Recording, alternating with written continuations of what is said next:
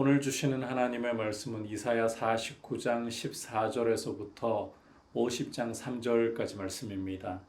제가 49장 14절에서부터 17절까지 읽도록 하겠습니다. 오직 시온이 이르기를 여호와께서 나를 버리시며 주께서 나를 잊으셨다 하였거니와 여인이 어찌 그 젖먹는 자식을 잊겠으며 자기 태에서 난 아들을 긍휼히 여기지 않겠느냐.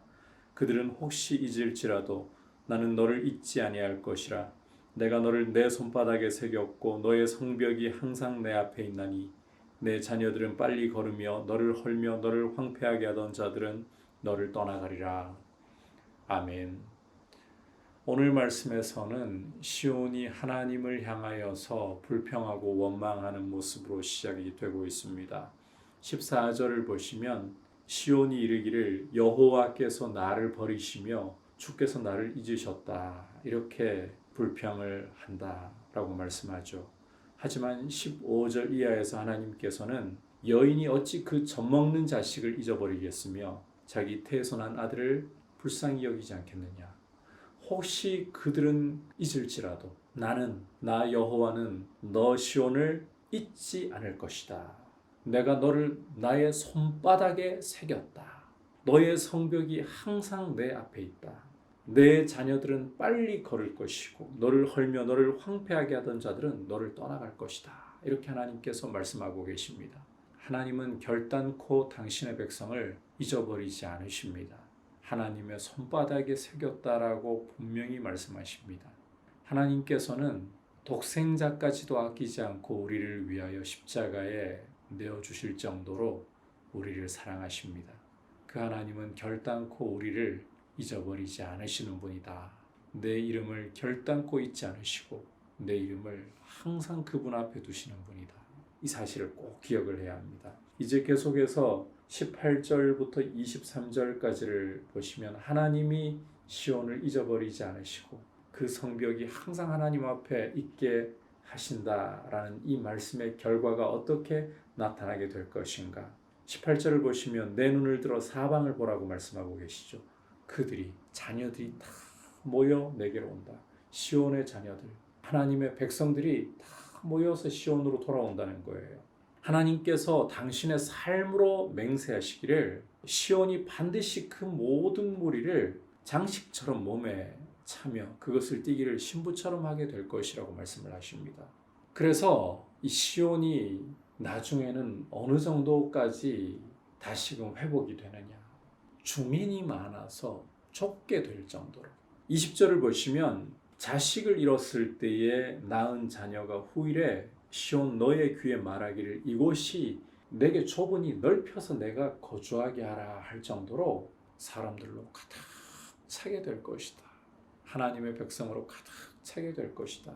그때에는 시온이 자신의 마음에 이르기를 누가 나를 위해 이들을 낳았는고 나는 자녀를 잃고 외로워졌거늘 사로잡혀 유리하였거늘 이들을 누가 양육하였는고 나는 홀로 남았거늘 이들이 어디서 생겼는고 이렇게 놀라서 질문을 하게 될 것이다 라고 말씀하시죠. 거기에 대해서 하나님이 어떻게 말씀을 주시느냐. 22절을 보시면 내가 문 나라를 향하여 나의 손을 들고 민족들을 향하여 나의 기치를 세울 것이라. 그럴 때 그들이 내 아들들을 품에 안고 내 딸들을 어깨에 메고 올 것이고 왕들은 내 양부가 되고 왕비들은 내 유모가 될 것이고 그들이 얼굴을 땅에 대고 너에게 절하고 내 발에 티끌을 핥을 것이다. 그때 내가 나를 여호와인 줄 알리라. 하나님이 열방을 향하여 신호를 보내시는 순간에 왕비들이 시온의 자녀들을 그 품에 안고 어깨에 메고 온다는 거예요. 그리고는 와서 엎드려 절하면서 발에 티끌을 핥게 되는 이런 역전의 은혜, 승리의 영광을 시온에게 돌려주게 될 것이다. 다시 말해서 여호와께서 이 포로되어서 자녀를 다 잃어버리고 황폐해졌던 홀로 남았던 시온을 다시금 이렇게 풍성하게 하신다. 하나님이 열방에 신호를 보내실 때 그들을 사로잡았던 이들이 오히려 자녀들을 품에 안고 어깨에 메고 와서 오히려 굴복하고 티끌까지 핥으면서 시온을 영화롭게 할 것이다. 이 일을 여호와께서 이루신다. 하나님이 잊어버리지 않으시고 시온을 기억하시니까 이런 영광이 돌아온다는 거예요. 하지만 시온은 여전히 하나님께 의문을 품고 24절에 이렇게 회의적인 질문을 던지고 있죠. 용사가 빼앗은 것을 어떻게 도로 빼앗으며 승리자에게 사로잡힌 자를 어떻게 건져낼 수 있겠습니까? 하지만 여호와께서는 25절을 보시면 용사의 포로도 빼앗을 것이고 두려운 자의 빼앗은 것도 건져낼 것이다. 내가 너를 대적하는 자를 대적하고 내 자녀를 내가 구원할 것이다. 내가 너를 억압하는 자들에게서 자기의 살을 먹게 하며 새술에 취함같이 자기의 피에 취하게 할 것인데 이것을 통해 모든 육체가 나 여호와는 너의 구원자, 구속자, 너의 전능자인 줄을 알게 될 것이다. 이렇게 하나님 말씀하십니다. 하나님께 불가능이 없다는 것입니다. 하나님은 아무리 강한 자에게라도 아무리 용사에게라도 승리자에게라도 당신의 백성을 능히 구원하실 전능자이십니다. 그럼에도 불구하고 시온은 또 이렇게 묻습니다. 그렇다면 왜 하나님이 우리를 내보내셨습니까? 우리를 그렇게 건져낼 능력이 있는데 왜 우리를 그렇게 포로가 되게 하시고 왜 우리가 팔려가게 하셨습니까? 여기에 대해서 50장 1절에서 하나님은 보라 너희는 너희 죄악으로 말미암아 팔렸고 너희의 어미 시온은 너희 배역함으로 말미암아 내보냄을 받았느니라. 하나님이 능하지 못하셔서 손에 힘이 없어서 유다가 이스라엘이 포로로 팔려가고 끌려가는 이런 일이 벌어진 것이 아니라 죄악 때문에 하나님을 배반했기 때문에 이런 일이 벌어졌다. 우리 그리스도인들의 삶을 비참하게 하는 것은 죄입니다. 돈이 없어서 환경과 조건이 처량해서 비참한 것이 아니라 하나님을 배반하고 하나님을 거역하는 죄악 때문에 비참해지는 것입니다. 성도의 영광은 하나님을 가까이하고 하나님을 사랑하는 데 있습니다.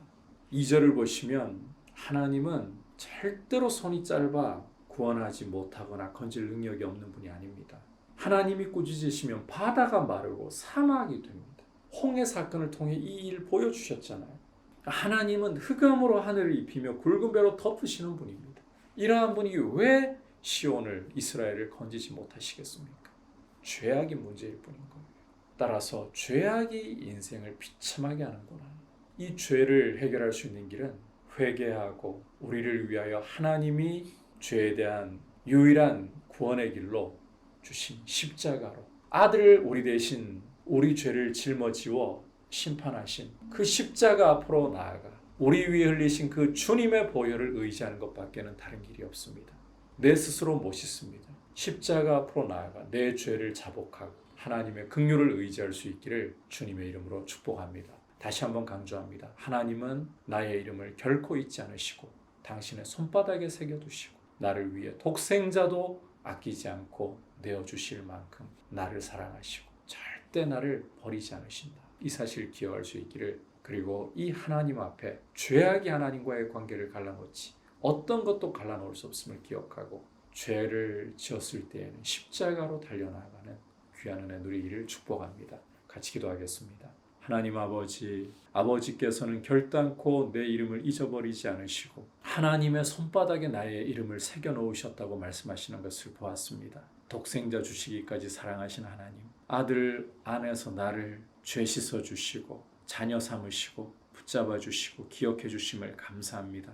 이 사랑 안에서 하나님의 위로와 회복하심을 의지하고 또 죄를 지었을 때에는 주저 말고 십자가 앞으로 나아가 죄를 씻고 주님만을 의지하게 하여 주옵소서. 예수님의 이름으로 기도드립니다. 아멘.